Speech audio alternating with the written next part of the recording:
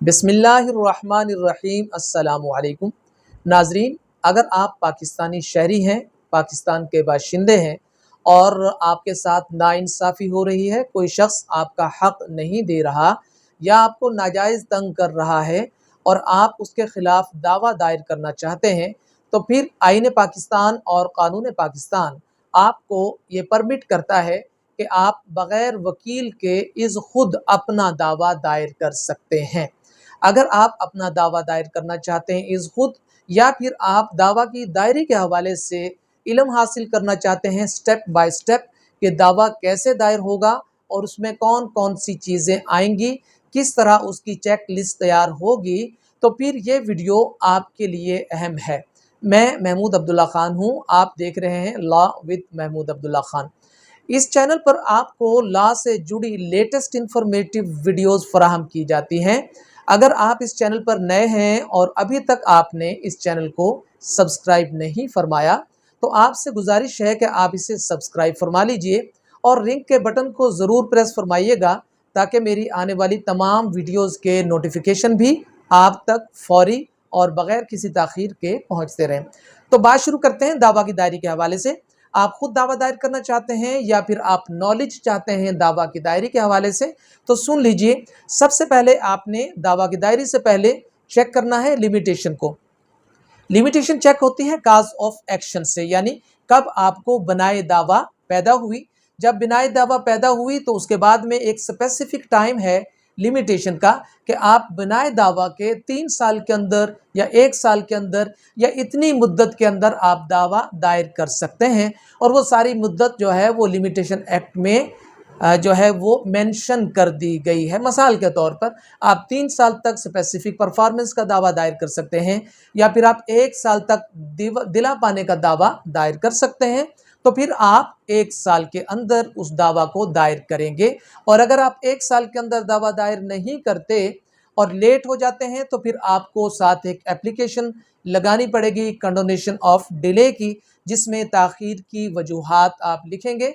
और अगर कोर्ट मुतमईन हुई तो फिर वो आपके दावा को उसमें डिले को कंडन कर देगी और आपका दावा जो है वो आगे चलेगा। सबसे पहले आपने लिमिटेशन को देख लिया।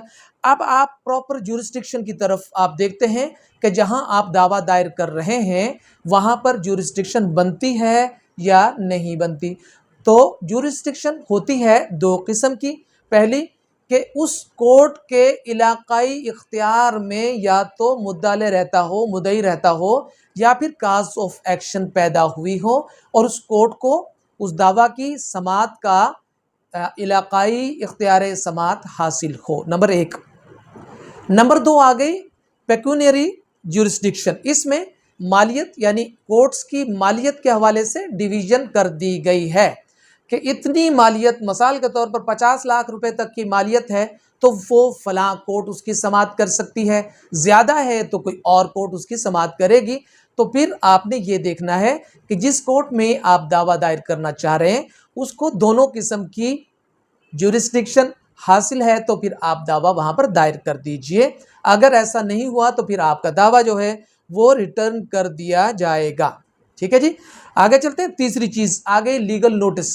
कुछ मैटर्स ऐसे होते हैं जहां पर लीगल नोटिस सेंड किए जाते हैं और कुछ मैटर्स में लीगल नोटिस सेंड नहीं होते।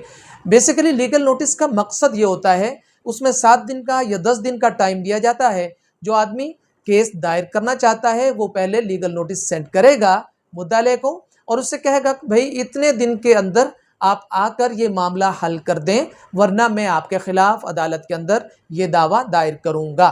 मकसद ये होता है कि दोनों फरीक आपस में बैठकर आउट ऑफ कोर्ट ही उसको सेटल कर लें। तो जहां पर लीगल नोटिस लाजम है वहां पर लीगल नोटिस जाएगा, जहां पर लाजम नहीं है वहां पर भेजने की ज़रूरत नहीं।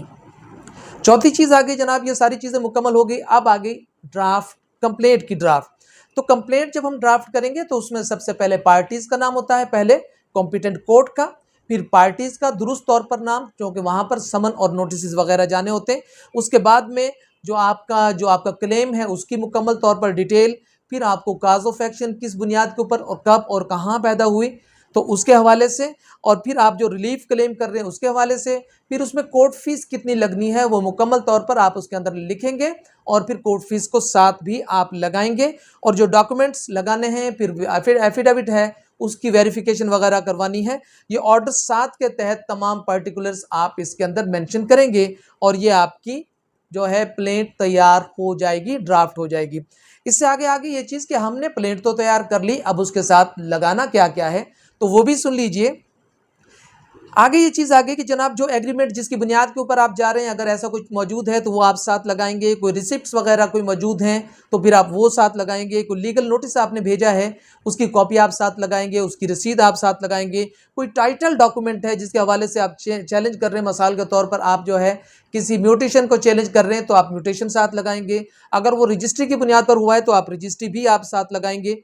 पावर ऑफ अटॉर्नी जो है वो साथ लगाएंगे, और वो तमाम फॉर्म्स जो हैं जो हमारे हाई कोर्ट ने अपने रूल्स में डिस्कस किए हैं कि ये चीज़ें आपने साथ लगानी है, वो आप साथ लगाकर फिर आप दायर करेंगे, और आप एक चेक लिस्ट बनाकर अपने साथ रख सकते हैं। आमतौर पर जो बड़ी फर्म्स हैं उन्होंने एक चेक लिस्ट बनाई होती है जिसमें तमाम डॉक्यूमेंट्स जो हैं वो लिखे होते हैं। उसके मुताबिक अपने दावा को चेक कर लीजिए कि ये आपकी रिक्वायरमेंट्स जो हैं पूरी हैं या नहीं है। नहीं है तो उन्हें पूरा करें, अदरवाइज़ कोर्ट आपके सूट को रिटर्न कर सकती है।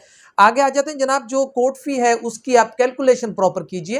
कोर्ट फ़ी का जो कानून है उसमें 7.5% कोर्ट फीस लगती है। मिसाल के तौर पर लाख रुपए है तो वो 7,500 हो गई। अगर आप 2 लाख रुपए क्लेम कर रहे हैं तो 15,000 हो गई।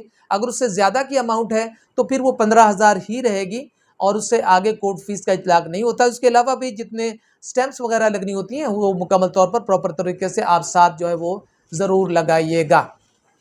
अब इससे आगे जनाब प्लेट जो है उसको फिर आपने प्रॉपर कोर्ट में आपने दायर करना है, जहां प्रॉपर उसकी रजिस्ट्री है वहां पर आप उसको फाइल करेंगे। याद रखिए उसके साथ आपने तमाम डॉक्यूमेंट्स लगाने, और जितने डिफेंडेंट्स हैं उनकी कॉपियां भी आपने साथ लगानी है। और फिर जब रजिस्ट्रार उसको चेक करेगा तो चेक करने के बाद वो देखेगा अगर इसके अंदर कोई चीज़ कम तो नहीं है, ये कॉम्पिटेंट जुरिस्डिक्शन पर आ रही है या कहीं और जा रही है, या इस पर कोर्ट फीस लगी है नहीं लगी है, या इसमें पार्टीज़ के नाम दुरुस्त हैं या नहीं है, या फिर जो रेलिवेंट डॉक्यूमेंट्स हैं वो लगे हैं नहीं लगे, तो वो इसकी स्क्रूटनी करेंगे कि अगर वो जनाब स्क्रूटनी में वो पास हो जाती है तो फिर वो केस आगे चलेगा, अदरवाइज़ उसको वो रिटर्न कर देंगे। अगर इसको कबूल कर लिया गया तो फिर अगला प्रोसेस होगा इसमें जो डिफेंडेंट्स हैं उनकी समनिंग के हवाले से।